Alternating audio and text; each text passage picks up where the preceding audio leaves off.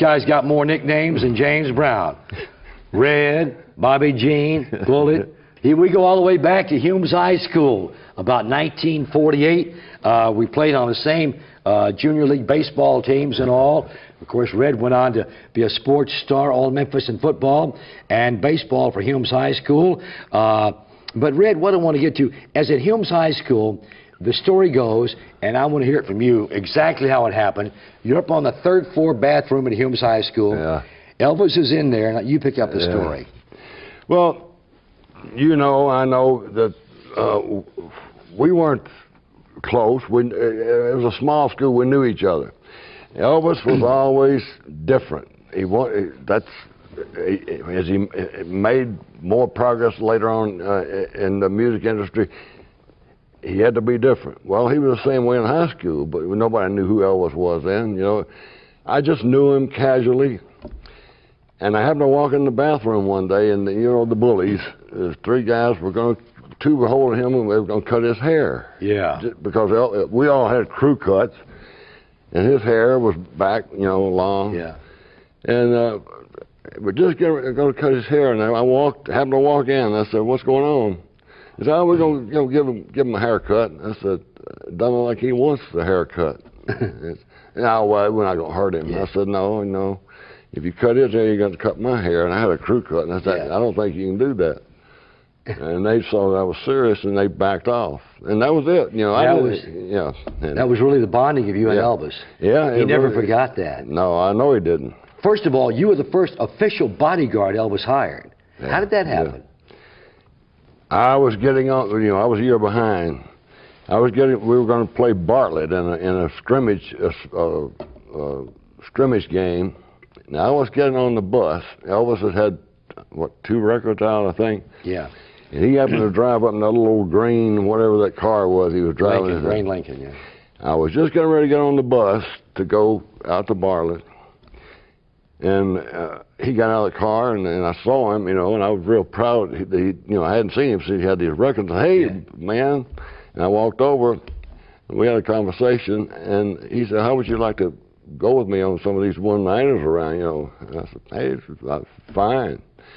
So I started going, and you know, I'd stand backstage, and I'd see all this commotion going on. I said, "What's going on here?" You know, and that was it. You once told me down somewhere early on in Elvis's career, he said, "Here, Red, I'm going to give you one of my guitars," or something. This is when I first he gave me that.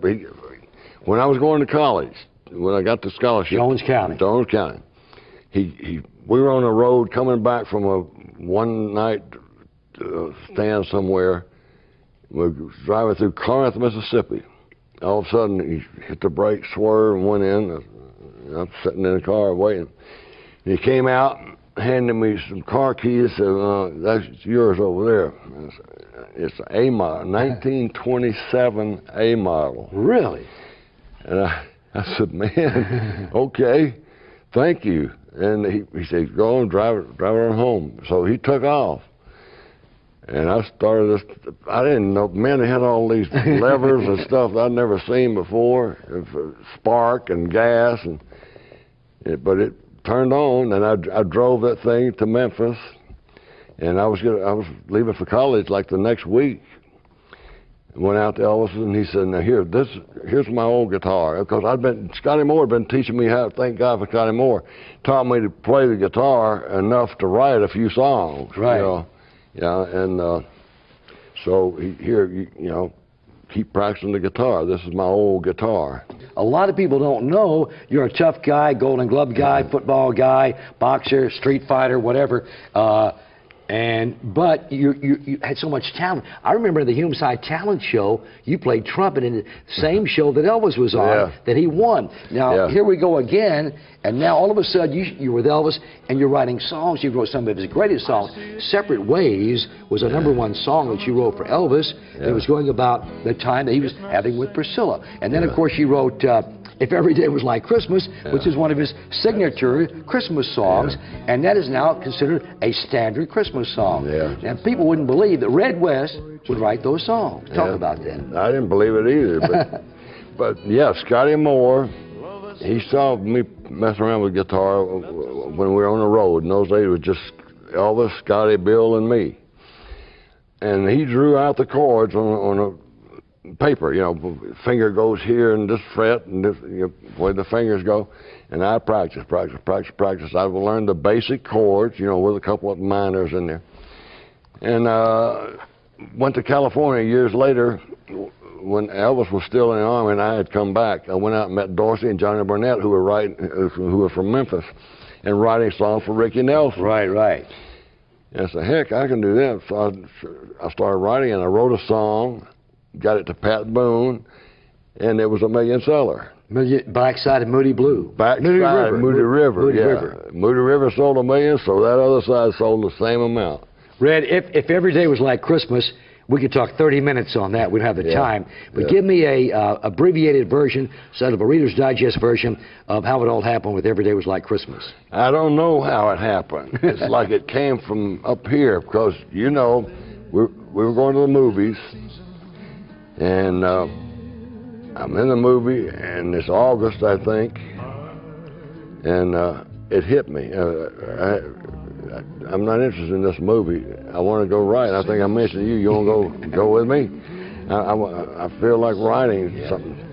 And you said, oh, no, man. It's August, man. I'll write a Christmas song. So I went home, and we were staying at my in-laws' house, Pat and I.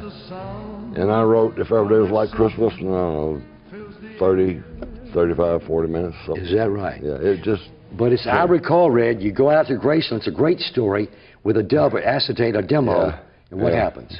Well, I went to Chip Smallman, who was over at, where was he at then? It was before American. I don't know where he was. Oh, he's at Stax. Yeah, Stax, that's right. Went over and cut this demo, and it turned out great. And I ran out there. It was a night or something. Elvis was in the bedroom. I knocked on the door. I said, man, I want you to hear this. He said, well, slide it on the door. So I did. I slid it on the door, and the next day, he said, that was pretty good. He said, I'll do that on the next session. And this was 2 weeks before Christmas. Yeah. So we couldn't get in that fast and cut it. Yeah. So then what happened? So I cut it, released it. And I played it. And you played it. Yeah. And I missed that year. But then he came back and recorded it like he said he would, you know, for the next Christmas, and that's when it came out. Bullet, Bobby Jean, Red West, it's been great, my man.